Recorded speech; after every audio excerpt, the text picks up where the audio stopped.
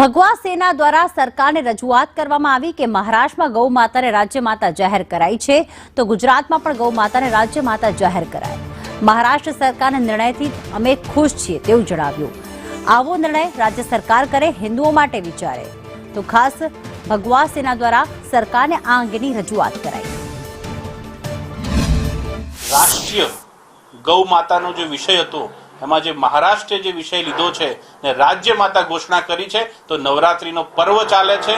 હું માનનીય ગૃહમંત્રી શ્રી, માન્ય મુખ્યમંત્રી શ્રી અને સર્વ સરકારને પ્રાર્થના કરું છું કે ખાસ કરીને આપણા માટે 9 દિવસનો જે પ્રસંગ છે એની અંદર ગાયને રાજ્ય માતાની ઘોષણા કરી દેવામાં આવે અને આપણા ગુજરાતના સર્વે હિન્દુ સનાતન ભાઈઓને એક આનંદ અને ઉત્સાહ લાગણી થાય, કેમ કે મહારાષ્ટ્રમાં જે નિર્ણય લેવામાં આવ્યો છે એમાં અમને બહુ જ આનંદ છે, સાધુ સંતોને આનંદ છે, સંગઠનને આનંદ છે.